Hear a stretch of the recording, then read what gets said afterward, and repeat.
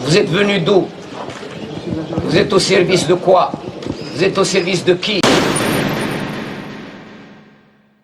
Salut bouffon, ça va? Moi Ahmedoulila. Aujourd'hui je vais te parler d'un sujet que beaucoup de Maghrébins minimisent, la remigration, la hijra ou l'exode des villes. Je ne dis pas que cela va arriver, mais on n'est jamais trop prudent et les événements vont vers le pire malheureusement. Aujourd'hui, tu es sûrement content dans ton petit appartement, ta connexion internet, ta chicha, Netflix, tes jeux vidéo et ton porno de merde. Il ne se passe plus un moment sans que les Maghrébins soient vilipendés, mis à l'écart et insultés. On utilise le mot musulman pour ne pas dire maghrébin, car la cible des médias n'est pas tous les musulmans mais bien évidemment les Maghrébins. On utilise des lois séparatistes contre les musulmans mais qui visent seulement et uniquement les Maghrébins. Toutes les communautés comme les Turcs, les Albanais, les Tchétchènes, les Noirs et les Chinois ont le droit de se communautariser, sauf bien entendu les Maghrébins. Tu as pu le remarquer, toutes les lois sont dirigées contre les Maghrébins. Loi sur le séparatisme, la loi contre le voile avant 18 ans, la loi sur le voile pour les sorties scolaires, loi sur la laïcité, les débats sur l'identité nationale. Toutes ces lois ont pour but de rendre la vie des Maghrébins de plus en plus difficile en France. D'autant plus qu'il y a un racisme ambiant rampant, une montée des nationalismes, et des agressions de plus en plus fréquentes envers notre communauté. Alors que faire face à cela? Conseil numéro 1, il faut fuir les grandes villes françaises. En plus d'être polluées, sales et bruyantes, elles ne permettent pas de s'épanouir au niveau de la religion, de l'éducation des enfants et du bien-être. En vivant dans des cages à poules hors de prix, nous accentuons la destruction de notre communauté. Nous nous diluons, nous perdons nos langues du Maghreb, nous nous nivelons par le bas en étant en proximité avec d'autres communautés médiocres. De plus, en cas de pépin, les centres-villes seront le dernier endroit à être sur la planète. N'oublie pas que sans eau et sans électricité tu ne vis pas plus de quelques jours. En cas d'émeute et de trouble tu es carrément dans la merde. Conseil numéro 2, si tu es originaire du Maghreb, que tu as toujours des attaches, des terres, un passeport, achète un terrain ou une maison. Si tu n'as pas de maison ou de terrain dans ton pays d'origine, mets des sous de côté en vue de t'en acheter. Si tu n'as pas d'argent et que tu as des parents qui ont construit une villa ou un appart, essaie de voir si tu peux pas avoir une pièce ou un étage à ta disposition. Ceci est un plan B en cas de remigration de masse. Essaie d'envoyer le maximum de mobilier dans ton pays d'origine et d'éléments qui te permettront de reconstruire un confort là-bas, pour que la remigration ne soit pas trop dure. Et toujours un plan B ou un plan C. Le plan C serait d'investir dans un pays neutre, avec achat d'immobilier, si tu veux garder un passeport européen. Bon nombre de Maghrébins ne font pas cette démarche et minimisent la remigration. Si tu crois ces scénarios fantaisistes, sache qu'il n'y a pas si longtemps que cela, les pieds noirs ont fait le chemin inverse par bateau avec comme seul bagage une valise. Alors prépare-toi, au pire au moins tu éviteras ce genre de situation catastrophique. Conseil numéro 3, si tu n'as pas le choix, alors quitte les centres-villes. Opte pour les petites villes en France, ou les villages tranquilles où tu pourras recréer une communauté maghrébine saine en faisant profil bas. Les loyers ou les maisons sont moins chers, et la vie plus agréable et moins stressante. Mais ceci est bien entendu temporaire. Regarde les Turcs, ils ne sont pas restés dans les cités HLM, ils ont investi des villages et ont recréé leur communauté. Notre communauté a fait les mauvais choix, mais il n'est pas trop tard pour rectifier le tir. Si remigration de masse avec déchéance de nationalité et remise de passeport il y a, alors les couples mixtes auront un dilemme à résoudre. Alors,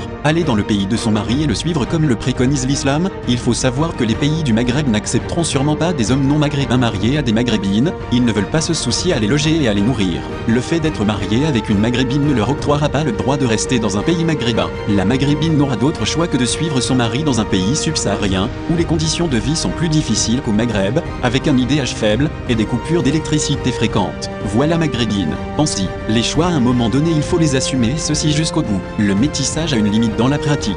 Elle rend les choses faciles bien plus difficiles en cas de coup dur. Sans passeport autre que maghrébin ou subsaharien, les choix seront limités. Maghrébin, ne sois pas spectateur des événements qui s'enchaînent à vitesse grand V, sois acteur de ta vie, et toujours plusieurs options, prépare-toi toujours dans l'optique du pire pour avoir le meilleur. Tiens bon et agis. You are going through a very difficult period of your existence as a community in France.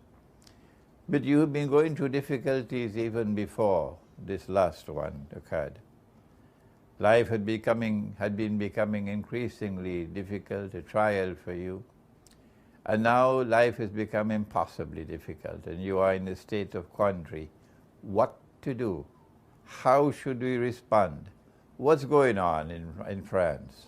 Many of you have parents who migrated from Algeria, from Morocco, from Tunisia, from Libya, from North Africa, and you were born in France, and you consider France to be your home, but no, it's not your home. If your parents left North Africa, Algeria, that is home. That is home. And even though you were born in France, you should go back home. My advice to you at this time is to go back home. Stand up against the oppressor while living in France? No. If you want to continue to reside in France, you've got to shut your mouth. You know that. Is that the way you're going to stand up to the oppressor? Just to live the good life? Huh? To love Paris and to live in Paris? And the price you have to pay is to take off your hijab. Is that what you want? Is the earth so narrow for you that you cannot find any way on Allah's earth where you will not have to betray Him? Is that the price you're prepared to pay, that you now have to shave off your beard to be able to walk the streets in public? Is the earth not wide enough for you to find somewhere on Allah's earth where you can grow your beard? Because Allah put the beard there. The president of France didn't put it there. I call you back to the Quran, that the Quran might teach you that what comes tomorrow is going to be worse than what you have today. You're going to have to stop going to the masjid because going to the masjid identifies you as a Muslim and you might lose your job. What to do? The answer is make hijrah. Muslims of France, if you can make hijrah, do please make hijrah now before it's too late and you no longer have the freedom to leave France. You're not running away from the battle. No. You're leaving France to gain the freedom with which to fight the battle, to resist oppression and to resist the oppressor until justice is restored in the world. If you cannot leave France, then I say to you, get out of the cities and go to the remote countryside and live in small communities with a low profile if you are to survive. But if you want to choose to continue to live in Paris, then don't ask me what to do. Please don't waste my time, because I don't have any answer for you other than to make dua for you.